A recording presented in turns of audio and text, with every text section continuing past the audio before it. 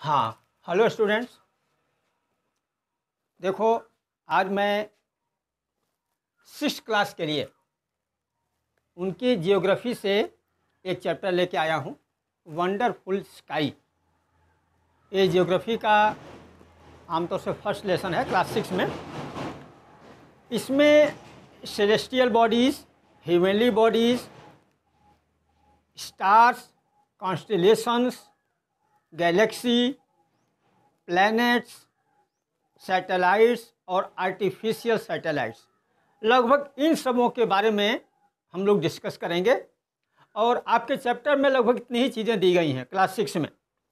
तो सबसे पहले देखते हैं स्काई के ही बारे में कि स्काई में ये जो सेलेस्टियल बॉडीज़ हैं ये हम कहते किसे हैं।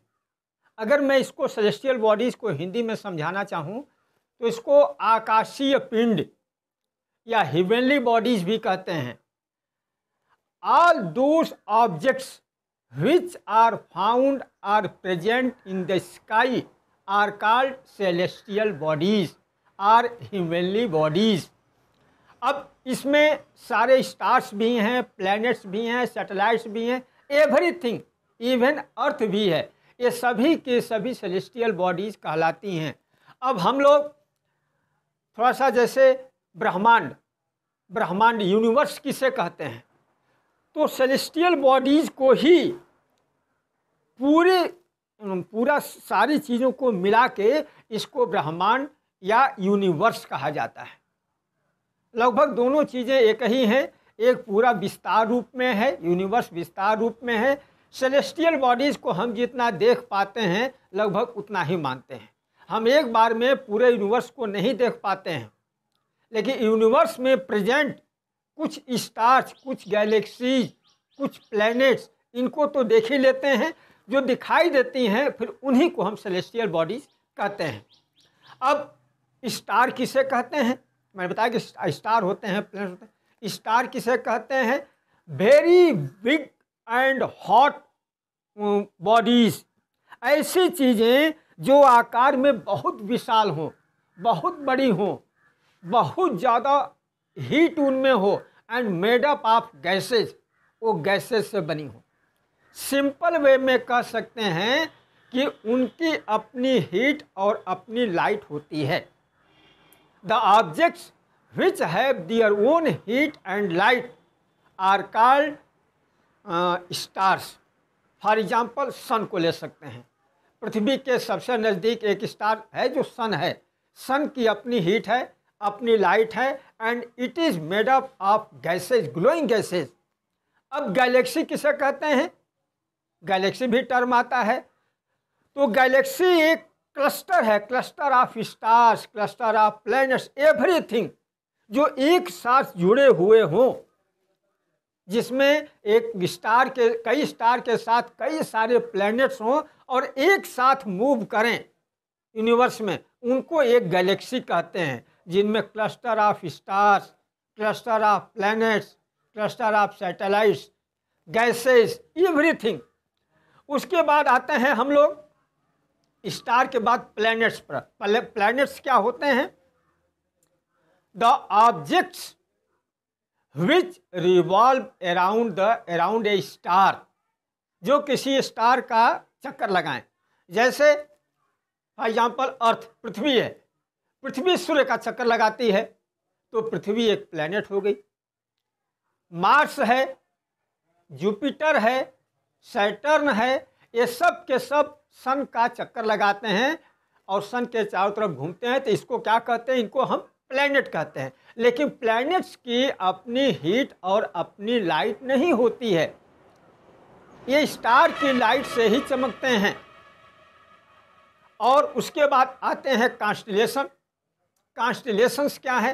तो constellations a group of stars making a specific pattern. स्टारों का, तारों का ऐसा समूह जिसमें कई सारे स्टार मिलके लगता है कि एक विशेष आकार बना रहे हैं।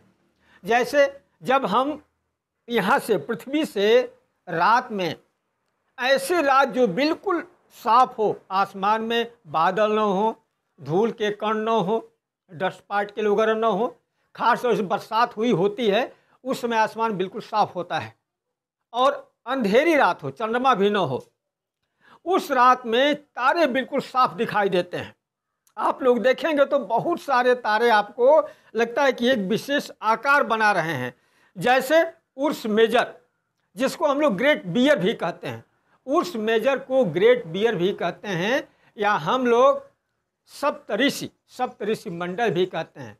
उसमें 7 स्टार हैं और वो एक आकार बनाते हैं, 4 एक साथ और 3 एक साथ, लगता है कि जस्ट लाइक स्पून, चम्मच की तरह का आकार बनाते हैं।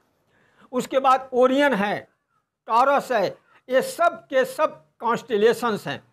अब हम लोग सीधे सीधे सोलर सिस्टम पर आते हैं। सोलर सिस्टम में सन सेंटर है, सन से ही सबको हीट एंड लाइट मिलती है।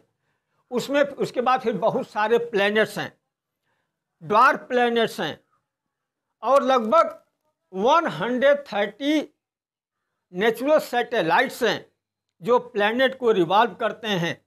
कॉमेट्स हैं, एस्टेरॉइड्स हैं, मीटेओराइट्स हैं, बहुत सारे हैं। ये सब के सब सोलर फैमिली में आते हैं। अगर हम सन की बात करें तो सन और अर्थ, इसके बीच की दूरी लगभग 150 मिलियन किलोमीटर है, मतलब 15 करोड़ किलोमीटर, लगभग 150 मिलियन किलोमीटर है सन की दूरी पृथ्वी से। आप जानते हैं स्पीड ऑफ लाइट, लाइट की स्पीड 3 लाख किलोमीटर पर सेकंड होती है। एक सेकंड में लाइट लगभग 3 लाख किलोमीटर ट्रेवल करती है। इस तरह से सूर्य से अर्थ तक लाइट को आने में लगभग 8 सेकंड लगते हैं। 8 पॉइंट समथिंग है, मोटा मोटा अप्रॉक्सीमेटली 8 सेकंड के आसपास मान के चलते हैं, 8 सेकंड लगते हैं। तो इस तरह से लगभग 150 मिलियन किलोमीटर डिस्टेंस है सूर्य की अर्थ से।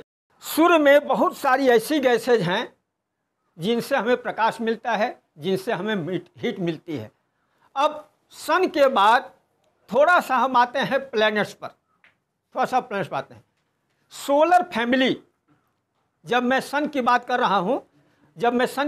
रहा हूँ तो सन में सोलर फैमिली कहा जाता है, उसमें प्लैनेट्स हैं। कुल 8 प्लैनेट्स हैं सोलर फैमिली में। पहले 9 प्लैनेट्स थे, लेकिन प्लूटो को ड्वार्फ प्लैनेट मानकर उसको निकाल दिया गया है। अब सोलर फैमिली में 8 ही प्लैनेट रखे गए हैं।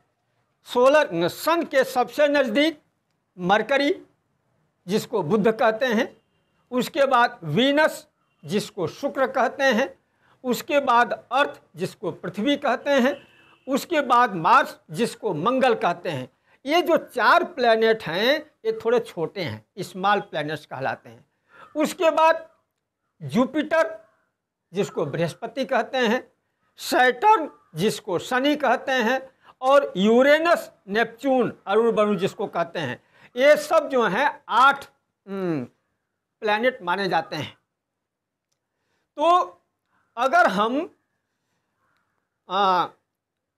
मरकरी और वीनस की बात करें तो मरकरी और वीनस का कोई भी सैटेलाइट नहीं है,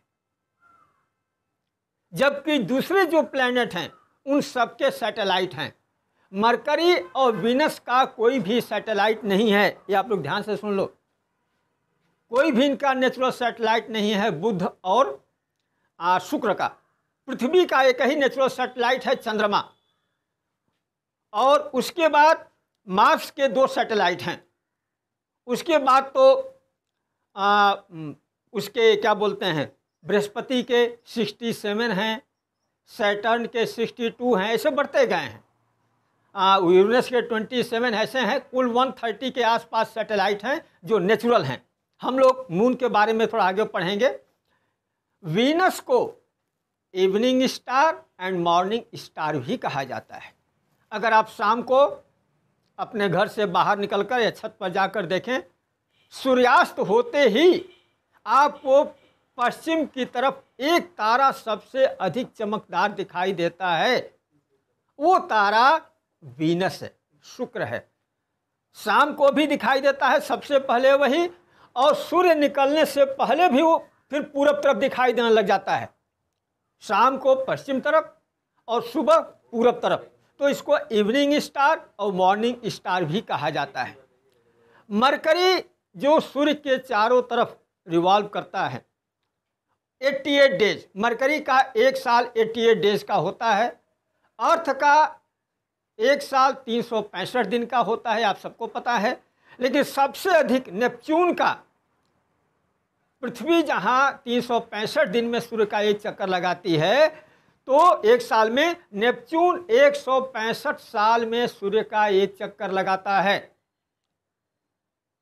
मतलब वहाँ का 100, पृथ्वी का 165 साल और उसका एक साल, ये रेशियो आएगा। अब थोड़ा सा अर्थ के बारे में देखिए आप लोग, स्पेशली हम लोग थोड़ा सा अर्थ के बारे में थोड़ा सा देखेंगे, क्योंकि यही मेन आपके उसमें दिया हुआ है कोर्स में, अर्थ का। अर्थ जो है बहुत ही स्पेसिफिक प्लैनेट है इस सोलर सिस्टम में।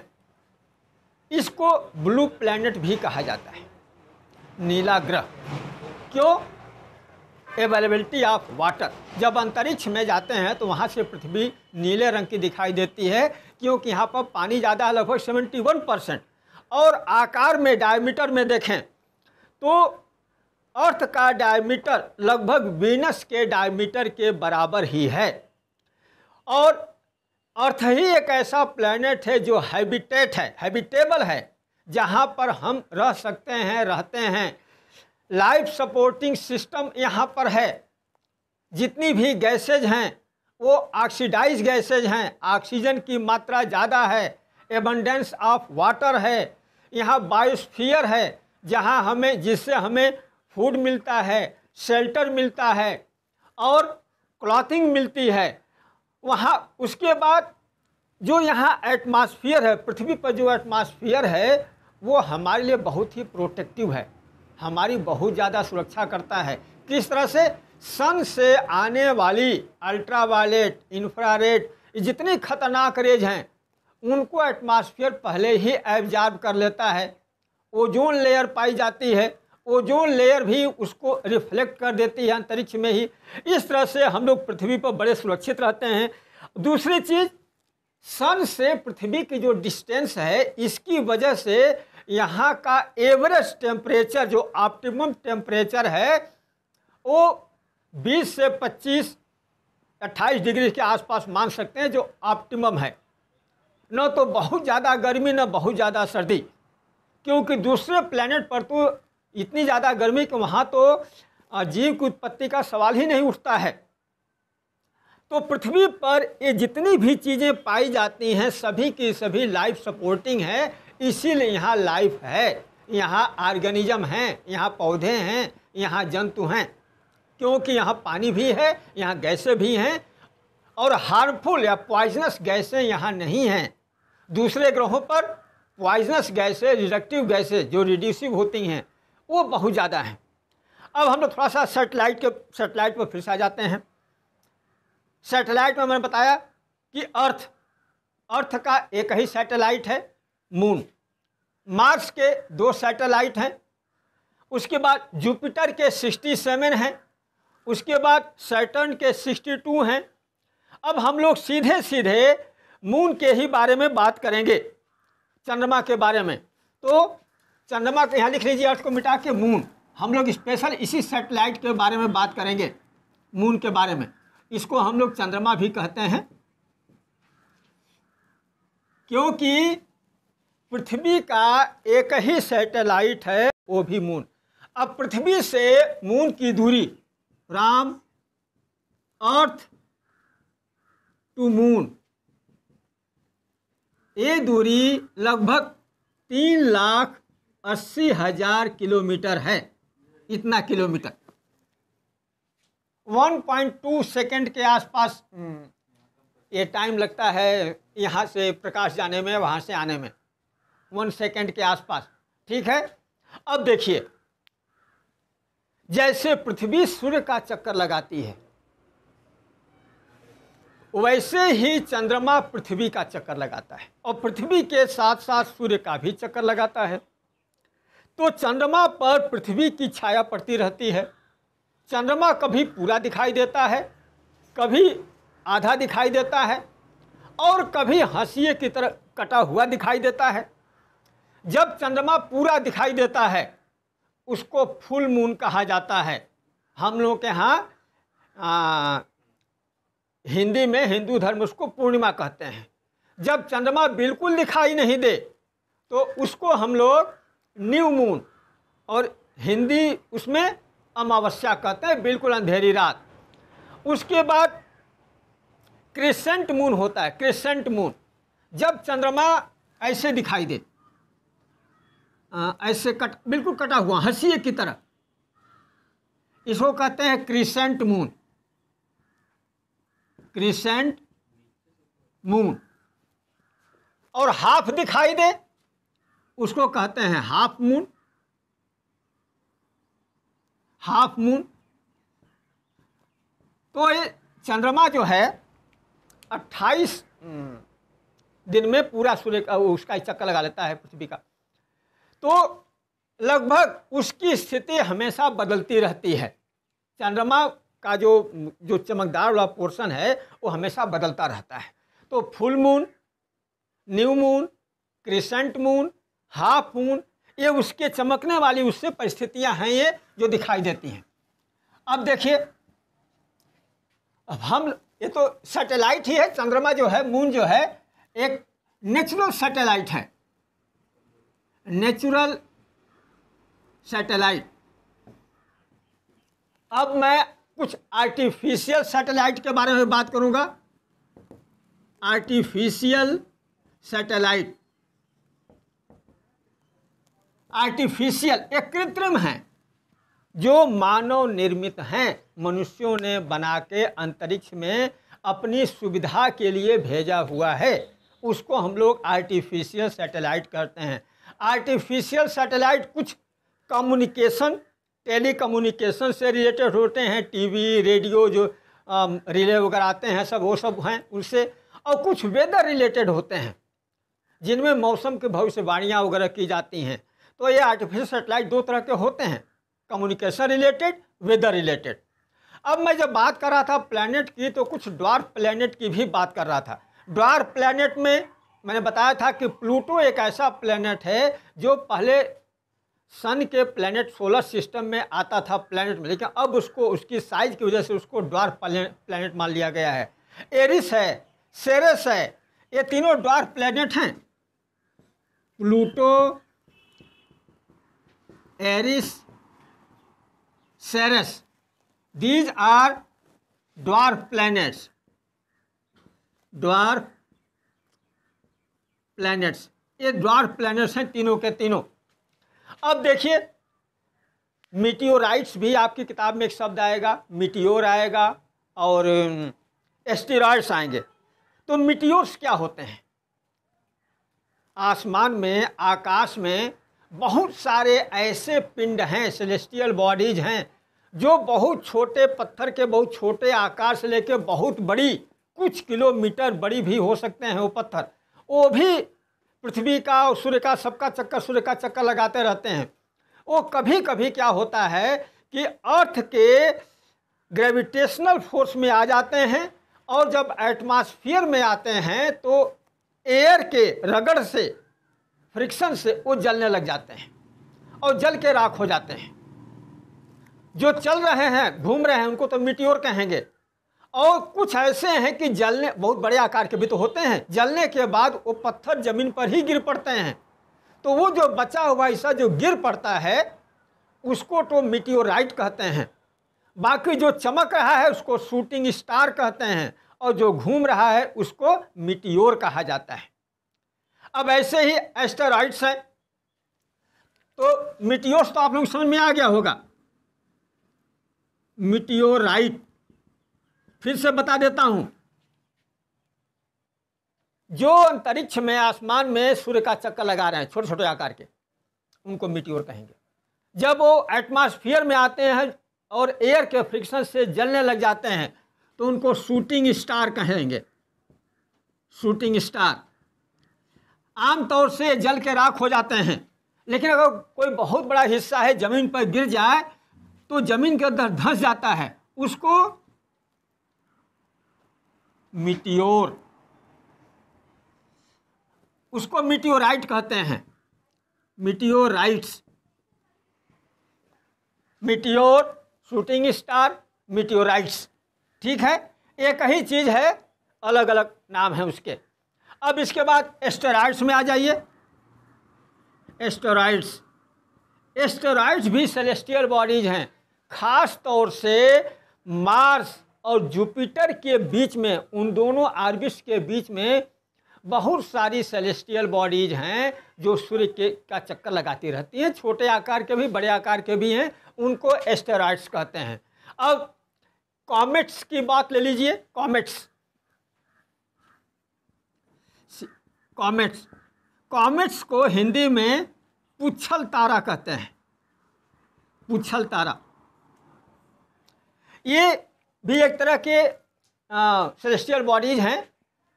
ये जब कभी कभी सूर्य के पास से निकलते हैं तो बहुत तेज़ी से निकलते हैं। अक्सर सूर्य की गर्मी से इनका हिस्सा पिघलने लग जाता है और बहुत ज़्यादा ग्लोइंग हो जाता है, चमकता हो जाता है। ये जब आगे को निकलते हैं, इनका पिछला हिस्सा पूंछ की तरह चमकता हुआ रहता है, वो पीछे पीछे से गलते हुए जाता है, तो लगता है कि तारे के पीछे पूंछ बनी हुई है। उनको पुच्छल तारा या कॉमेट्स कहा जाता है। अब इसके बाद थोड़ा सा और आ जाए हम लोग, देखो एक हैलीज, हैलीज एक जियोलॉजिस्ट का नाम था।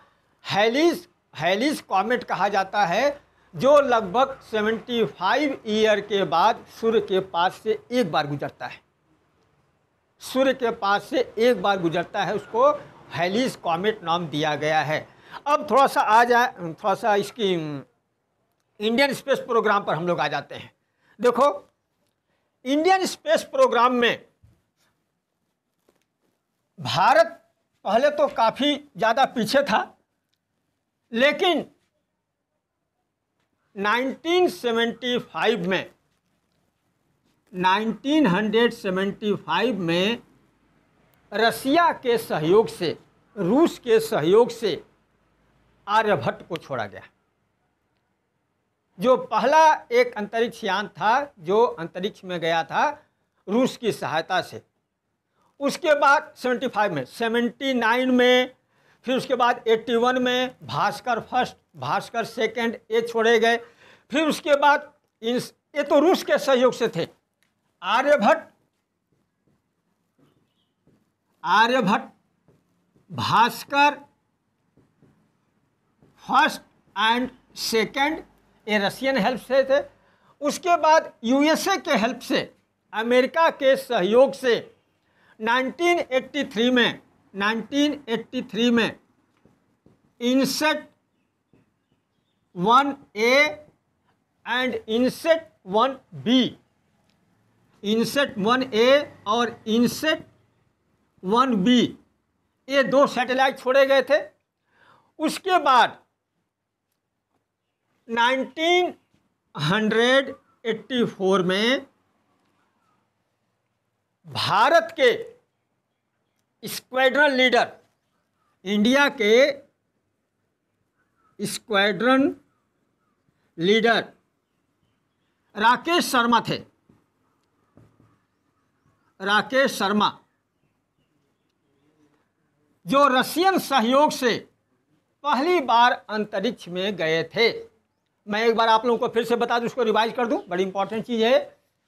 1975 में रसिया के सहयोग से Aryabhata, Bhaskara first, Bhaskara second, Bhaskara first और भास्कर सेकंड ये 1979 और 1981 में छोड़े गए थे USSR इनके हेल्प से।